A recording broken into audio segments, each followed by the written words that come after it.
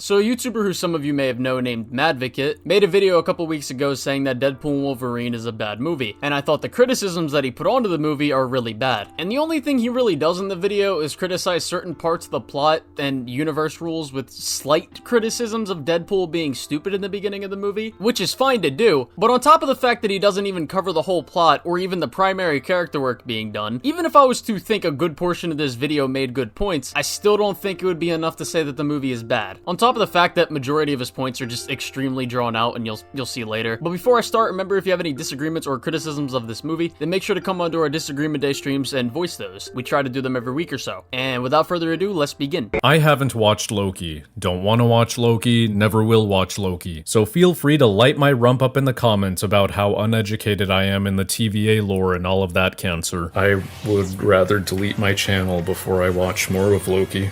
Episode 1 was already enough to put me on suicide you haven't watch. seen it at all?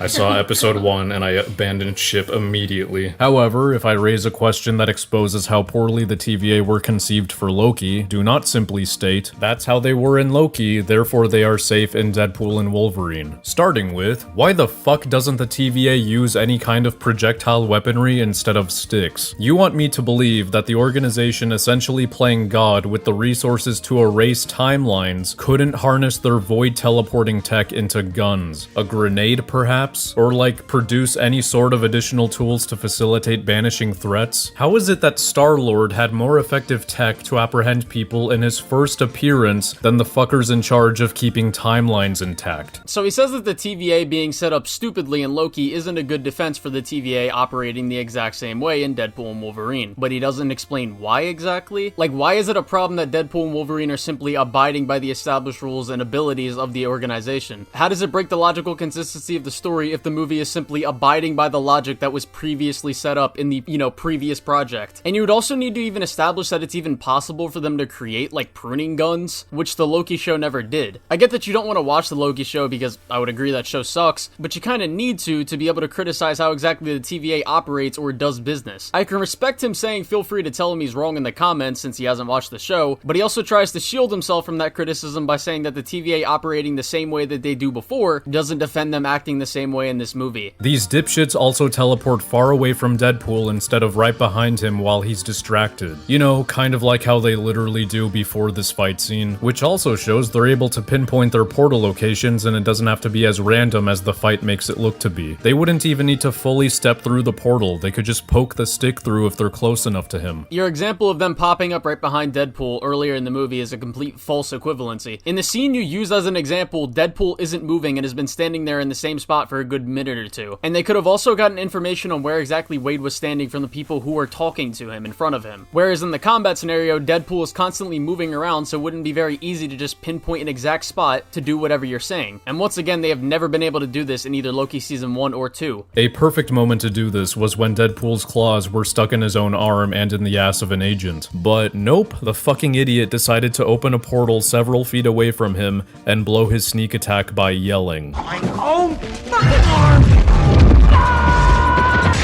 None of them even try keeping their distance and tapping Deadpool without getting too close. They have no strategy, no coordination, they just keep teleporting at random, charging at full speed, and expect a different result after violently losing several of their men. In literally every sequence, they try to surround Deadpool and overwhelm him, but Deadpool is both too fast and too skilled for them to be successful. The only coordinated plan of attack, quote-unquote, you mentioned as an alternative is something that I already explained why they can't do. So do you have another option? Because the only other plan I've seen from someone is saying they could send like 20 to 50 guys at once, but this could easily be defended by two simple things. One, with the way the sequence is shot, there's numerous cuts, so we're not able to 100% accurately judge just how quickly or how many of them Deadpool killed exactly. But what we can see is Deadpool very easily taking them out, even when there's multiple TVA guys surrounding him because he's too fast and, again, too skilled for them to do anything. The second thing is we don't even know how many men Paradox has access to, given that he's already a small unit in the TVA, and he would have to have people who he can trust to handle the situation, so so that higher-ups don't ruin their plan. One thing I also forgot to mention is the fact that if Deadpool even starts to get overwhelmed, like say they did send like 100 guys for all at once, there's nothing stopping Deadpool from just teleporting away. So again, majority of the problems, quote-unquote, that you would even bring up for this scene could easily be defended by that simple thing. So 99% of your criticisms here would still be a nitpick if I didn't even have a defense. And if that wasn't bad enough, the last TVA agent standing decides to stop to talk while DP is vulnerable. It's not even the cringe CW Flash, let me try to appeal to your humanity and convince you that you aren't a bad person kind of stop to talk. No, he just insults DP, cause that ought to do the trick. But whatever, we gotta shoehorn in a Chris Rock getting bitch slapped reference. Logan was a hero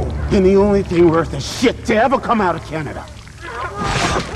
Get my country's name out of your fucking mouth. The guy stops to talk and calls Deadpool a sick fuck because he's probably shocked at what he's looking at right now. And at this point, he probably thinks he's not gonna do anything against Wade anyway. So why not just talk shit? And realistically, let's just say he was an emotionless grunt and he charged at Wade while he was in the middle of doing this. He still wouldn't do anything to stop him. So even if I was to agree with this, or most of the points that you just laid out previously, this would be a nitpick at best. I got a fun comparison you're all gonna hate me for. There's a sort of TLJ disappearing knife moment during the fight. Yeah, the agent who managed a surprise attack until he decided to yell? Well, that guy runs to attack, he swings his club as he gets closer, DP counterattacks, but when he makes contact with the agent, the shot cuts, and the agent blips into a T-pose. He's no longer swinging, and his club is gone. This segment might have been chopped up into 2 shots because the stick would have touched Deadpool otherwise. And he can't go to the void without Logan, of course. Then there would be no movie. Yes, because Wade probably made him drop his stick when stabbing him in the shoulder. And again, even if this guy didn't scream out of emotion, what makes you think that this would do anything to stop Deadpool? It's not like he wouldn't have heard the portal pop up right behind him. And also, even if this guy didn't drop his stick, he still wouldn't have hit Deadpool. And what makes this criticism even funnier, that I noticed upon looking at the scene again, is the fact that Deadpool swings his left arm in the exact direction of the stick before the shot cuts, so as to hit that part of his arm or the stick with the Wolverine claws. I fucking hate TVA Man. So TVA Man is in charge of the TVA sector overseeing the Deadpool universe. Except he's gone postal. Damn, here I was minding my own business, just enjoying my Second Amendment rights, and you people have to freak out on me. I will now recount some exposition and his super evil plan he definitely doesn't tell anyone that would be affected by it, so that we're all on the same page. TVA Man sends his agents to capture Deadpool to offer him the opportunity to leave his universe and join the sacred 616 timeline, the MCU as we know it. Since the TVA can see through time, they know Deadpool will be needed by the 616 Avengers to help save their world sometime in the future, and they're coming to DP now because his universe is in peril. So it turns out Logan from Logan is what TVA Man calls the anchor being of Deadpool's universe, aka a person of such vital importance that the entire universe revolves around their existence, and their death would usher the end of that universe, aka another bullshit rule to be added to the MCU's ever-growing laundry list of bullshit multiverse rules. Anyway, TVA Man claims a universe tends to perish a couple thousand years after the death of the anchor being, so everyone alive at that point would be dead anyway by the time it dies. Except TVA Man just wants to erase it ASAP as possible, without telling his TVA superiors. This means while Deadpool would have the chance to survive this purge, his loved ones and everyone else in his universe would not. And the way TVA Man would do this is by activating a Time Ripper machine that takes 72 hours to prepare, instead of using the little portable devices that activate instantly. So what is TVA Man's motivation to do all of this? He doesn't want to spend those thousands of years babysitting a timeline that's going to end anyway. And he doesn't want to work for the TVA, he wants to be the TVA. He tells Deadpool all of this. He doesn't even keep most of this to himself. He spills all of it, including the timeline erasing machine and its location. This stupid brain-dead cock, sorry, YouTube said everything was allowed except the C word, thought that telling Deadpool he plans to eviscerate his friends in a mocking, mustache-twirling villain tone was going to convince him to leave his universe. This is the only criticism of the movie that I agree with that he will bring up in this video, but my problem isn't the fact that he tells Wade these things, it's the fact that he tells this to Wade while not having good enough security to stop him in the event that Wade tries to kill him. But you know what? If Deadpool is needed to save the sacred timeline in the future, then TVA TVA man didn't need to reveal himself whatsoever. He could have simply sent his troops to pull DP through a portal and send his ass to 616 with no discussion. Why does he care about getting consent when he's committed to the sacred timeline and to being evil anyway? Is it cause then there would be no movie? Maybe. He brings Wade there to give him the context of what universe he's gonna be in and what he will be doing and what his future purpose is. If he dropped Wade in the sacred timeline with no context, Paradox might think this would cause Wade to do something to change the future, which could make his job even harder, especially if he loses Vanessa and continues to no longer be motivated to be Deadpool at all anymore. And furthermore, if Deadpool complies with Paradox's plan and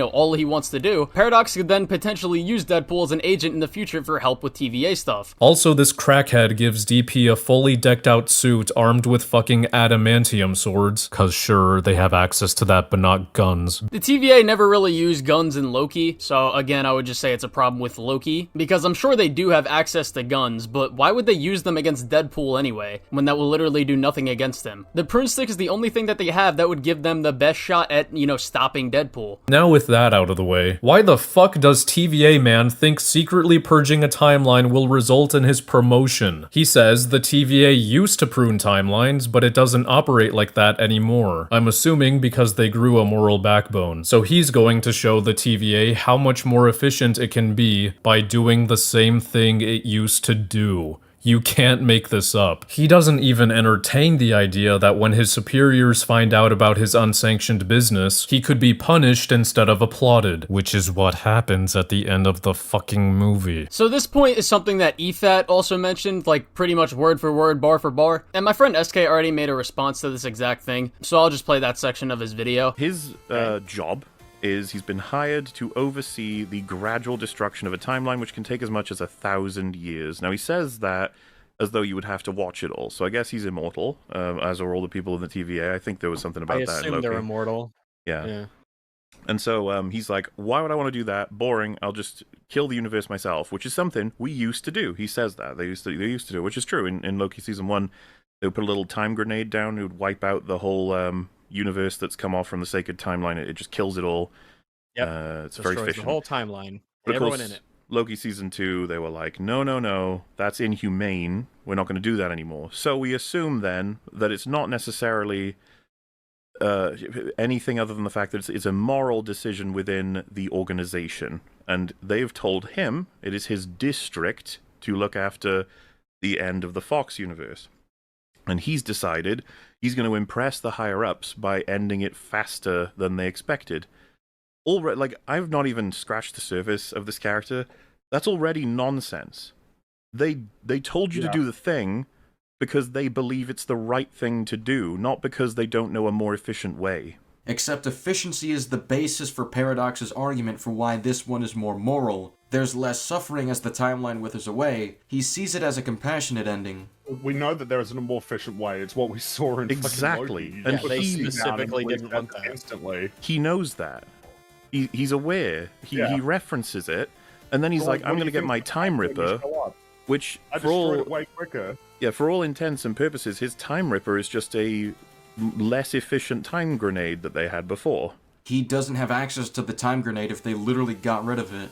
So obviously, he's gonna have to come up with an alternate creation to illustrate the concept of immediately ending a universe. And furthermore, you do realize that the time grenade isn't instantaneous, right? If you watch Loki, you'll see it very slowly expands as opposed to wiping out everything straight away. How Paradox describes the Time Ripper implies that the timeline gets erased before you can even respond to a sentence, so that's more efficient than the time grenade. But so what do you think they're going to say to you when you delete it quicker? They'll be like, oh, that's not what we told you to do. And Paradox would explain why he thinks it's better for the TVA. He'll argue that it's more merciful and efficient than watching the universe decay for thousands of years. And while there is a chance that it can fail, I don't know what else you want Paradox to do by that point. We've established that he wants to change the TVA, and he thinks that his life would be wasted if he were to commit to the TVA's orders. So from his perspective, that doesn't feel much different than him being locked in a cell for his crimes. In fact, that's what his day-to-day feels like to him anyway. So if he even thinks there's a slight chance of changing the TVA's viewpoint, and therefore being considered a pivotal figure within the organization, he'd rather take the gamble than sit around for thousands of years achieving nothing. Stuff like this motivates gambling. So like I said, that's his core motivation. It's already completely fucked, because the second they find out that he's done any of this, he is doomed. And it seems as though they actually reference the fact that he seems to be aware of that. His whole team are aware that what they're doing is not sanctioned. And for some reason they think that if they complete the job, that would get them a promotion, when all it's going to do is have the result it has at the end of the film, which is that they get reprimanded and then told what they did was wrong and possibly go to jail. So your sole argument for why his motivation is bad is that he could end up in jail if they don't accept what he's done, despite the fact he already sees his life as a waste if he commits to what the TVA is doing. Paradox can either choose to live out a life he sees as wasteful, or take a gamble at changing the TVA and becoming a pivotal figure, which the consequence of failure would be a wasted life anyway. I think it's pretty fair for him to go with the latter. This feels like if you were to criticize Zemo's plan because of the many ways it could fail and bring him to prison, despite the fact he sees no point in living anyway and plans to shoot himself if the plan works. Except criticizing his character this way completely misses the point. I don't even know how to... crime. like, what else is there to say? What else is there to say? Give me a better plan. Give me a plan that Paradox should have come up with if he wanted to change how the TVA operates and boost his power within the organization. If you can give me that alongside definitive reasons he'd come up with it, I'd accept there's a flaw here, but you haven't done this to any capacity. And one thing I would like to add on to what SK said is the fact that the TVA, the problem they had beforehand is that they just wipe out any new timeline off rip even when the universe could live on completely fine. Whereas with this new dilemma, the universe is slowly decaying, which would result in a slower and more painful death for people eventually. So yeah, TVA Man is an embarrassingly terrible character, and the entire story hinges on his stupidity. President Biden? Never heard so much malarkey in my whole life. That's the TVA in Act 1 alone. But don't worry, they're made even worse in Act 2 thanks to a throwaway line. Blade and Elektra tell Deadpool that the reason they are in the void is because the TVA decided their universe was dying, and people like them don't go quietly. The TVA knows that, so they put them in the void. What? What are you talking about? First of all, what the fuck are these two going to do to stop the end of their universe? The TVA considered two people with swords and guns a threat to their reality-wiping device. Just activate it in the middle of nowhere like you did in Loki, you fucking donkeys. Second of all, why even tell them that their universe is ending? If they have no knowledge of this and you didn't introduce yourselves, they wouldn't even be able to rationalize what the fuck is happening as they're being wiped out, much less fight back. I need you guys to understand how fucking insane this shit is. Blade and Elektra weren't able to defend themselves from being touched by a stick, but the TVA was worried they'd be able to stop their universe from imploding. Dumb fucking piece of shit organization. Yes, I agree the TVA is a dumb organization, but this point holds no weight. We have no context of the exact way that they got sent to the void. For all we know, these people did have a way to fight back against this. It's left ambiguous how exactly they got here and what were the circumstances. And also, they could have been sent to the void for the same reason Deadpool got sent to the void. They could have approached them with a similar offer to Deadpool. And you mentioned the time bomb grenade, but again, they do not have access to that anymore. And we don't know when they got put in the void. I don't know if Laura is here for the same reason. It doesn't make sense if she was, because she is also powerless to stop the world from ending, and we get nothing additional on why she's here. Why do we need extra explanation on how exactly Laura got into the void, or any of the other people for that matter? We know there's possible ways for her to be sent there that the audience can reasonably assume if you've watched Loki or even this movie thus far. So why would the movie be obligated to waste unnecessary time going into extremely great detail on the circumstances for why and how they got sent here? Is it because you have a bagel lodged in your throat when you talk and you just want to take the movie in bad faith so that you can make core criticisms against it? And as if TVA tech wasn't confusing enough, these special phones that can open multiversal portals don't have any safeguards on them. They can't be locked or restricted from the TVA headquarters. And apparently, they are extremely easy to operate, like boomer-friendly easy. No learning or prior experience required, because Deadpool is able to open a portal underneath himself during like the half second he holds it while falling. I know the slow-mo makes it feel like it's longer, but Blood wouldn't have been able to even read what was on screen in that time, much less punch in the location he wants to go to. Deadpool literally has the perception to be able to react to bullets with ease, and you think he wouldn't be able to do what you just said as he's falling. And as for the points about the temp pads having no security systems, this can be defended by two things. One, it's a problem with Loki and not this movie because, again, the movie would just be running with what was already pre-established in Loki. And two, Deadpool could have taken Paradox's temp pad while he had it open already, or unlocked already, so we can just infer that it was already unlocked. And as for the final point about how Deadpool knows how to use it, I, one, don't know why it would be an issue that the temp pad devices are user-friendly and convenient to use, especially if they need to be used fast and efficiently while the TVA are doing their job. And two, Deadpool could have just figured this out by either it being easy to figure out the controls of, or from his meta knowledge. Or maybe Paradox already had a previous location up on the pad already that Deadpool just clicked in. And either way, even if I was to concede that, oh, it should have taken Deadpool a couple extra minutes or even seconds to learn how to use the controls on the device, what is stopping Deadpool from just running around until he does that? The only thing that changes about the movie would be Deadpool doesn't just fall into the portal as he's falling. So this again would just be a nitpick. Before I mention what that location is, I've seen people defend certain choices this movie makes with, that was the joke, or that was the whole point, or that was a representation of this thing in real life. For example, Logan as the Fox Universe's anchor being is a representation of how in real life, the X-Men franchise was carried by that character. That is a real one I've seen. And if you're tempted to leave a comment like that, you are welcome to keep it to yourself.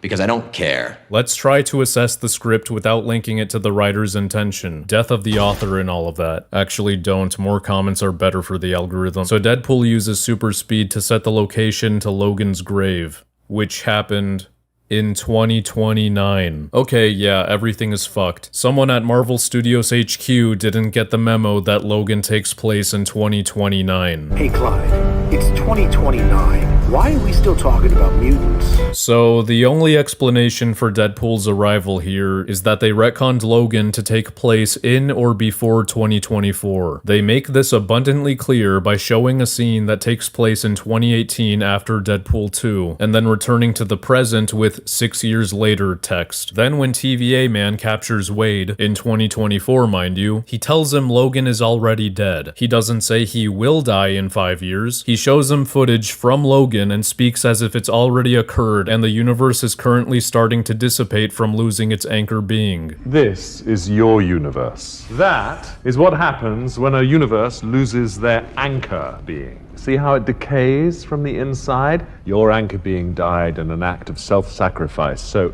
epic that it sent shivers down the timeline. And then this insane nonsense is one-upped by the fact that Logan and the Deadpool duology don't actually take place in the same universe. So he just went on that long-ass yap session because he didn't know the simple fact that the temp pad can take you to any point in time, so Deadpool ending up in 2029 still fits and makes complete sense. And on top of that, the TVA have access to all of time in a timeline. So yes, for him, it would be something that's past tense. Man, what a crazy concept. Deadpool 2 is in 2018 and featured the main X-Men as their younger selves. If we accept Deadpool 3's retcon of Logan's year and universe, then these poor chumps have aged fucking astronomically in 6 years. So I don't necessarily blame someone for bringing this up as a criticism of the movie, because this part is a bit confusing to most people, and even it was confusing to me before, and like I kind of started to question the same thing. But basically, due to the fact that in Days of Future Past they created a new timeline, Logan is set in a different timeline as well. Let us go talk to the professor.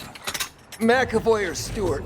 These timelines are so confusing. And not connected to like X-Men 1 through 3 or the Wolverine. But they are still all a part of the same universe, but a different timeline within said universe. Hence why you see on Paradox's screen all the little withering branches, because those are different timelines along the same universe, which is the white line. And Logan's death is no longer anchoring all those timelines to the same universe. It is a little confusing, but once that was all explained to me, I no longer questioned the movie about it, and I didn't think it was a problem. Speaking of rapid aging, Laura would have been sent to the Void shortly after Logan's death, when she was 11, which is shortly before this movie, and she somehow aged 7 years when Deadpool sees her. And your proof that she should have been sent to the Void after Logan's death should have happened right after when she was 11 is where exactly? He literally provides no proof of this. That's a nice argument, Senator. Why don't you back it up with a source? My source is that I made it the fuck up. And yeah, I've seen people claim that Logan is in its own isolated universe even from the other X-Men movies, which I don't know how true that is, I don't really care, and frankly it sounds like a headache figuring out. All I know is that it can't coincide with Deadpool. Okay, so why can't it coincide with Deadpool after what I've already explained? Logan takes place in 2029, totally separate thing. Logan died in Logan. Not touching that. People have been arguing against the idea that Deadpool and Wolverine did not disrespect Logan, with the Wolverine in this movie is not the same one. They did not change anything from Logan, and you can still enjoy it, which I have no doubt a small minority, like the people who eat crayons and need Subway Surfers gameplay on screen, have the misconception that they're the same Logan. But to the rest of us, this is a straw man, and also wrong. They put their fingers all over Logan's timeline. They manhandled it and pulled the setting of that movie into a different time and location. But maybe that doesn't count to you because it's not about the characters. Okay, fine. So, unbeknownst to most, Deadpool and Wolverine is canonically a sequel to Logan. No one is saying we can't enjoy Logan anymore as if everything he did in that movie was overwritten. But now we have confirmation of what happens after Logan. We have confirmation that Deadpool will desecrate the meaningful tomb created by his daughter. We have confirmation that his remains will be broken apart and used to sadistically wipe out a bunch of clowns. We have confirmation that his remains are to be scattered throughout the forest and embedded in the bodies of a bunch of idiots. We have confirmation that Logan's death, a result of his sacrifice to save a group of children, is the cause of the end of his universe. We have confirmation that he's to be literally replaced by a genetically identical Logan. We have confirmation that Laura is to be raptured and tossed into another dimension, away from her family, for no reason. So the only thing that you've pointed out for how they disrespected the Logan movie is that Deadpool, of all people, defiled his grave and used it to kill TVA agents. You could, one, not only pick a worse character to say this for reasons that should be blatantly obvious to anyone that's watched the other two Deadpool movies, but also, just because his grave was destroyed and Deadpool used his body to kill people, that doesn't mean that the story of Logan was now disrespected. Logan's sacrifice and reason for dying in that movie is still very much intact. And I would even argue that even from the grave, Logan is still helping kill corrupt TVA agents, planning to destroy an entire universe and continue doing so in the future. I honestly think Logan would be happy for his bones to be used in this manner. Same with Laura. Literally none of the stuff that you mentioned is disrespectful, and it does the complete opposite of what you're saying by the end of the movie. And I already explained why in my last response video to High Top Films about this movie. Even if they say this isn't his Wolverine, that's the distinction they make. It's not the Logan that died in Logan. The movie, the characters make it so guiltily clear that they are not trying to tarnish what James Mangold and Hugh Jackman did. Half the jokes and lines about it feel like a direct apology to James Mangold. Sorry, buddy, we promise we aren't trying to fuck up your movie. Yet, if I was James Mangold and I'm sitting in that theater opening night and see the most tender, emotional moment of my film be clipped on the TV screens of the fucking TVA while goofy comedic extra number 5 sheds a prideful tear. We did it, Joe. I would seppuku myself with a fucking pointed horn of a popcorn tin. I would take that adamantium bullet and send it flying straight to the back of my skull. So you're deadass saying they're disrespecting Logan by having the clip of his death playing as pretty much all the characters in the room are sitting there respecting his sacrifice. And Wade is the only person in the room not being very respectful, which makes sense for his character right now. And he is literally being laughed at by the other characters in the room because they think the Logan of his universe is so much better. If anything in that scene, they're disrespecting Deadpool more than they are Logan. Like, what the fuck are you talking about? Quick question, sorry. Why is Laura here? I mean, on a thematic, emotional level, sure, you need that third act emotional push. But seeing that little tormented and tortured, violent girl who had that underlying vulnerability, seeing her all grown up to be a generic multiverse outsider, a Marvel Studios caricature who wears the same glasses during a pop song superhero walk, a caricature that has no purpose other than to give the lead superhero an emotional speech? I don't know, man. That's about the most disrespectful, disingenuous, distasteful continuation you could have thought of. And I really doubt that was the point. I don't think any of them had intended for that to play that way, and I'm sure it won't play that way to a lot of audience members. But, like, what? I can't do this. If the whole movie was about her getting to finally spend time with her dead father, sure, I guess. So it's disrespectful to have Laura explain to the version of Wolverine that has almost no hope left that he is a hero, that another version of himself was kind of similar to him, and he still pulled through to show up when it mattered the most, and gave her a chance to have a life. It's disrespectful to have her motivate Wolverine to grow as a person and put more hope in himself. Like, I'm sorry, but what the fuck is that point? You say she's a generic multiversal outsider or whatever, but on a thematic level, this also connects to something that I brought up earlier about how the movie doesn't end on a tragic note like Logan did. Logan developing as a character not only helps Wade realize that doing things like saving these outsiders and bringing them together as a family in the end is good enough, but it also allows him to save another version or the same version of Laura that another Logan saved who ended up in the void. And he allows this Laura yet another chance to continue living a better life. And on a more hopeful note as well. This time she gets to continue living on with a version of Logan, her father, and a new family. And another point I've seen others bring up is, oh, Logan's sacrifice means nothing now if Laura just ends up in the void. But I have to question, how would Wolverine's sacrifice be meaningless now? Even Laura herself says, I got to grow up because of you. I got to live because of you. By this logic, if someone sacrifices themselves to save someone and that person they saved dies in the next 5 years, then that sacrifice means nothing, even though the person that they saved got to continue living for a long time because of that sacrifice. And if anything, this movie actually makes Logan's sacrifice more impactful because now, not only does Laura eventually get to grow up with another version of himself, but also, this contributes to saving the entire fucking multiverse. But Laura gets out of the void and lives happily ever after, and the universe gets a new anchor being. The stupid bullshit still happened. The new multiverse rules written by a narcoleptic gnome are still canon. Don't isolate the conclusion as if the journey between the previous ending and this one doesn't matter. Man, it's crazy. You just said all that and still none of that outlines why it's a problem that this happens throughout the journey. And I've already outlined earlier why these things aren't disrespectful to the story of Logan. But yeah, let's keep saying things are problems without explaining why exactly they are. They could have just left Laura alone. They couldn't even be bothered to provide a legitimate reason she's here. I mean, I already explained earlier why they aren't obligated to give some grand in detail explanation as to how and why they got sent to the void. But as for the reason why the writers included her in the story, it should be pretty obvious to anyone who's watched the movie, or even just listen to what I said earlier in the video. But yes, you're all right. None of this is disrespectful. The same way how I could urinate on your freshly deceased family members' corpses, husk fuck the remains, and tell you the memories you had of them are still in your head. They still did the things they did. Then you can just soak up the piss and cum with a sponge so it'll be like nothing happened. I mean, for fuck's sake, Deadpool admits this right at the beginning. How are we gonna do this without dishonoring Logan's memory? And I'll tell you how.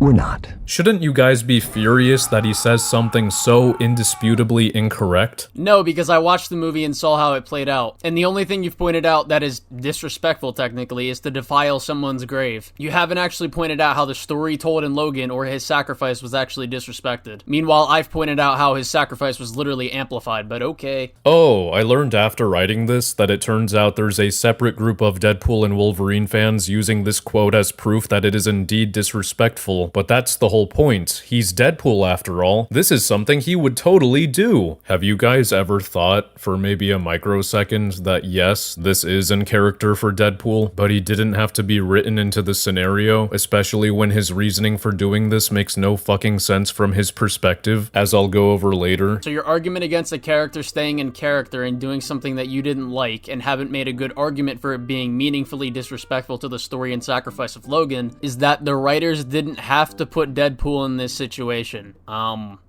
Okay. By this logic, Arkham Knight is disrespectful because the Joker mentions Bruce Wayne's dead parents and trauma in a goofy song. It's bad because the writers didn't have to put that song in the game and make Joker sing it. Like, what the fuck are we talking about? And I swear to God, if I get comments from someone saying I'm contradicting myself with my criticisms of Kill the Justice League, it just goes to show that you didn't actually pay attention to my criticism of the game and writing in that scene. Anyway, circling back to anchor beings, having Logan be the anchor being of his universe makes me question how the fuck anchor beings beings are even selected. The fact that they are described as an entity of such vital importance that when they die, their whole world slowly withers out of existence implies that they are selected based on what they will do in the future, or perhaps the level of power and influence they are to be born with. In other words, actions and characteristics are predetermined, aka there's no free will. Everything will be exactly as God or whoever the fuck planned it. And even if we accept this premise, you need to keep in mind that it's not just the Earth's life that depends on one individual's existence. It's the entire universe. The life on other planets and galaxies depend on it too. Like, I know there's no proof that Celestials and the Eternals exist in the Deadpool universe, but you would expect an entity of cosmic proportions such as them to be the universe's anchor being, not a guy with weird genetics who saves a group of kids. I would expect Charles Xavier to be more anchor-worthy than Logan, given the generosity and hope he chooses to spread throughout his lifetime with an ability as powerful as his. You literally haven't pointed out a single contradiction or reason why the rule doesn't make narrative logical sense. You are quite literally just asking existential questions about why a universe works the way it does. If I was to ask you how the universe was created, or why does gravity exist and work the way it does, you would not be able to give me a definitive answer to either of those questions. And then you have to think about how the universe has already existed for billions of years before Logan was even a sperm cell. This again isn't a contradiction. It could literally just be that the universe won't die so long as the anchor being is born as they're supposed to be born. It's a very easy thing to infer. And if it was able to exist for so long without him, then he really isn't much of an anchor at all. What the fuck was the universe anchored to before him? It is of no concern. It's anchored to the fact that the universe is supposed to have something happen, such as a character being born, and if you mess with how those events play out or lose that being, then your universe will wither away. Why is that so hard to infer? It's almost as if the anchor being mechanic is fundamentally nonsensical. I don't know. It's almost like you haven't pointed out an actual problem with the rule and just started asking existential questions that don't actually hurt the film's writing. Funny, because we had the exact same kind of argument with some idiot saying that it's a problem in Across the Spider-Verse that canon events exist in Across the Spider-Verse. Why do canon events happen? Why does it be with Spider-Man? Like, if you deadass think this is a problem, take a look at any story you like and ask yourself, how is the universe in this universe that the story is being told in, how was that created? If you can't find an answer to that, just like we can't find one in real life, or at least one that's definitive, then that's a problem with that story. But I doubt you want to run with that brain-dead standard. And then we have the lovely rule of incursions, which has to be mentioned because the plot revolves around characters universe hopping. Deadpool wants to join the Avengers in 616, the TVA want to permanently transfer Deadpool to 616, and Deadpool wants to permanently transfer another Logan to his universe. Stephen, your arrival here confuses and destabilizes reality. The larger the footprint you leave behind, the greater the risk of an incursion. An incursion occurs when the boundary between two universes erodes and they collide, destroying one or both entirely. Deadpool would leave a massive footprint on the sacred timeline by joining and helping the Avengers, making the TVA even more brain dead by wanting this as if they wouldn't fucking know that incursions are a thing. The new Logan would leave a massive footprint on Deadpool's universe by becoming its new anchor being and a new hero. The main characters' goals will cause the erosion of their universes should they succeed, and the latter does happen at the end of the movie. I want to show you something. Your universe is regenerating. Whatever you did here, you not only saved your world, you spared your timeline from extinction. So goodbye, Deadpool universe, and possibly new Logan's universe, since both can be destroyed. Multiverse of badness is just a gift that keeps on giving. I have seen someone claim, unironically, that there is nothing to suggest that an incursion will happen, because the TVA doesn't prune timelines anymore. The TVA are not behind incursions, you fucking backed up colon. Incursions are a naturally occurring phenomenon, just like how anchor beings are. Stephen, your arrival here confuses and destabilizes reality. An incursion occurs when the boundary between two universes erodes and they collide, destroying one or both entirely. God damn, the absolute cope for this movie. What we have here, once again, is a story that fundamentally does not work. Thanks, Michael Waldron. I like how again he just dragged out this point with a pointless yap session, just because he didn't listen to the simple line of dialogue that he put on the screen. Reed says that there is a risk to cause an incursion, not that it would happen 100% of the time. And what proof do you have that Deadpool being in 616 or either of them universe hopping will leave some massive footprint? You literally just say it will and don't show any proof as to why it would. And also, he mentions that this Wolverine became the new anchor being, but the movie literally never states that he even is the new anchor being. All they say is whatever they did here fixed their universe from dying, and they're not sure why, because this has never happened before. And I want to go back to this part of what he just said. The main character's goals will cause the erosion of their universes should they succeed, and the latter does happen at the end of the movie. I want to show you something. Your universe is regenerating. Whatever you did here, you not only saved your world, you spared your timeline from extinction. So goodbye, Deadpool universe, and possibly New Logan's universe, since both can be destroyed. I cannot be the only one sitting here like my brain just got blown out. You literally cannot make this shit up. Madvocate, you just played a clip of the lady who runs the organization that has the technology to see the future of a universe and damage to said universe, telling you that they just saved the universe and it is regenerating. And you are still unironically criticizing the fact that an incursion is a possibility. You wanna know what's a scam? Your fucking education. Yeah, that's what the scam is. I think I'm gonna talk about the man himself for a little bit and then dip. So Mr. Wade Wilson is dumb. And I don't mean, oh, he makes dumb jokes and acts like an idiot most of the time. Acting immature does not equal stupid. So his whole thing in this movie is he wants to join the Avengers to show Vanessa that he matters, that he can be part of something bigger. I want to matter. I need to show my girl that I matter. Sir, my girl is kind of had it with my shtick, and if I don't turn things around and do something with my gifts, I don't think it's gonna really work out for me, and I wouldn't blame her. How is he supposed to look like he matters to Vanessa by going to another universe and fighting alongside a team she knows nothing about? Is he going to record his sessions saving the city and play it back for her when he comes back? She can't even read about it, see it on the news, or even be in the world he's saving. He tells TVA Man he doesn't mind traveling for work, so he's not under the impression that he'll be bringing her and all his friends with him to live there. Which, even if he did, you can't just plop a group of people in a new universe and expect them to carry on with their lives. I guess Wade is fully banking on Vanessa taking his word for it and being captivated by his storytelling. Again, you literally can't make this shit up. Madvocate, you literally just gave a good defense for your own criticism. Yes, Wade could record things he does. He could get newspapers to bring over. He could get YouTube clips downloaded from people and news sites. There is multiple ways he could show this off to Vanessa. And its criticism just completely misses the point of Deadpool's internal conflict in the movie as well. It's about him getting over his own insecurities to prove that he does matter and he can make a big impact, not just to Vanessa but to himself as well, so that he may feel like he can continue being Deadpool in his universe, which would also get Vanessa back on his side in his eyes, which I explained in even more detail in my High Top Films response video. When TVA Man spills his entire evil plan in his office, he's a bumbling fucking idiot, of course.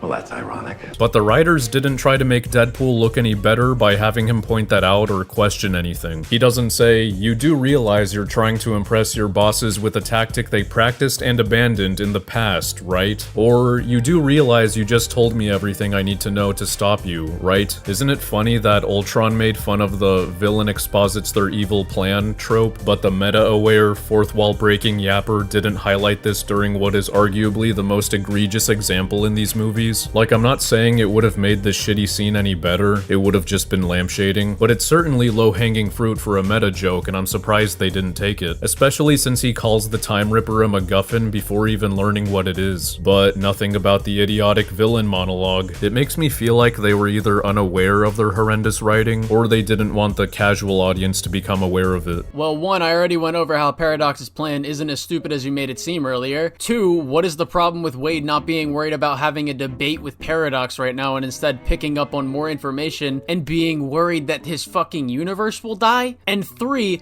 Wade doesn't know exactly how the TVA works, nor what their system was like previously in full detail, probably. So for all he knows, maybe Paradox has a good chance of accomplishing his goals? I just gave you 3 easy reasons you could have thought of for why Deadpool is acting how he's acting after getting the information from Paradox. And on top of that, Deadpool is literally trying to carefully get close to Paradox to take his temp pad away in that scene that you just showed. And then Deadpool's only solution to his universe ending, which he acts upon with no discussion, is to dig up Logan and show the TVA that he's not actually dead. Because according to him, that's not how regenerative healing factors work? What the fuck is that supposed to mean? He heals fast, therefore absolutely nothing can kill him? Looks like all 5 writers kind of forgot that Deadpool already fucking acknowledged Logan dies in his second movie, making his reason for digging him up even more nonsensical. Yeah, Deadpool saw him die, quote unquote, in his movie, but it's very clear that he doesn't actually believe that Logan is just dead like that, because he has a similar healing factor to Deadpool, who can't die, and that there's a possibility he could still be alive, off screen of that movie, hence the reason he digs up Logan's grave. Even if we ignore the acknowledgement, he claims Logan is still alive despite that the TVA, the multiversal entities who watch people for a living, told him to his face that Logan is dead and the universe is unraveling because of it, and showed him footage of these things happening. I'm gonna let you in on a little secret.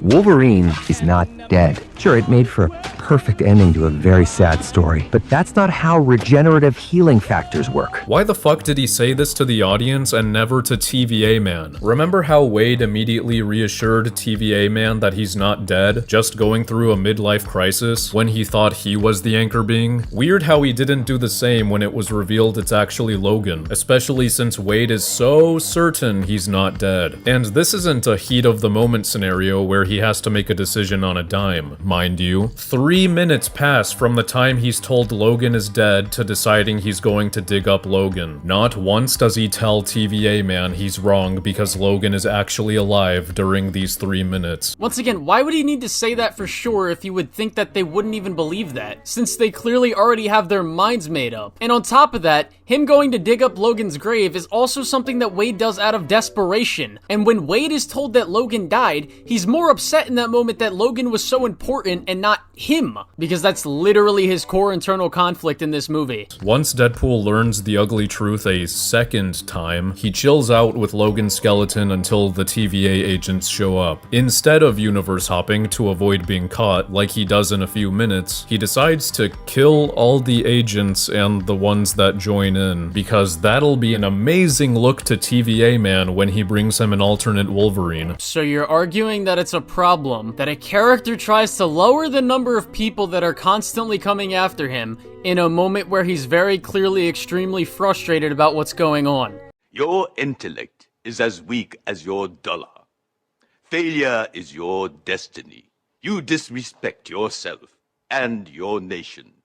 You are made of stupid. Once the agents stop coming in, Deadpool says, "I gotta find me another Logan," as if it's intuitive that anchor beings can simply be replaced by someone from a completely different reality. If the way to stop the universe from imploding was as easy as stealing another Logan, TVA Man would have probably already done this, but I guess DP immediately concluded that he's never tried or thought of that before. He didn't consider, even for a second, gee, maybe TVA Man hasn't replaced my anchor being with another one to satisfy himself because it simply isn't possible. Remember, TVA Man doesn't want to end Deadpool's universe for no reason. He's just too lazy to look over one whose death timer has started ticking. What's also strange about this is Wade is convinced that whatever Logan he chooses to steal will easily replace his dead anchor being. So what's stopping him from realizing that the Logan he steals is possibly the anchor being of the universe he's stolen from? Dick move. Man, it's crazy how everything you just said can easily be rebutted with the fact that Wade is desperate and also consistently impulsive, illogical, and or immature as a character at points of emotional turmoil. Example: 1. Him shooting the guy at the orphanage in Deadpool 2. 2. Him literally trying to off himself for the whole beginning of Deadpool 2 despite knowing that he can't die. 3. Him talking shit to Colossus and Negasonic instead of continuing to keep his eye on Francis, which leads to Francis getting away. That does it! Oh! Oh, Canada! Cockshot! Oh, your poor wife. All the dinosaurs feared the T-Rex. Deadpool, obviously the guy behind you could have gotten away when you're not paying attention. Deadpool, why would you keep punching Colossus when you keep breaking your limbs? Wait, what do you mean this is completely in character? Well, that doesn't matter because did you ever think that the writers didn't need to make him do that? 4. Him literally dedicating a year of his life and leaving his girlfriend in the dust to find the person who can fix his face, thinking that will magically fix everything despite all he's done, instead of just trying to talk to Vanessa as soon as he gets out of the program. 5. Him spelling out Francis's name with a bunch of dead bodies instead of just immediately going up to where Vanessa is because he hates Francis so much. 6. Him standing there as Juggernaut is charging at him about to kill him, which will take a while for him to heal from. He's doing it. Look at the little fella. He's doing it. There he goes. Just shirt cocking it. 7. The way he fights people and can often stop to talk shit and do goofy stuff instead of being as efficient as possible. You killed Black Tom, you racist son of a bitch! There's nothing I can't kill. Well, like Scoutmaster Kevin used to say, there's a first time for everything, son. Give me your best shot, One-Eyed Willie.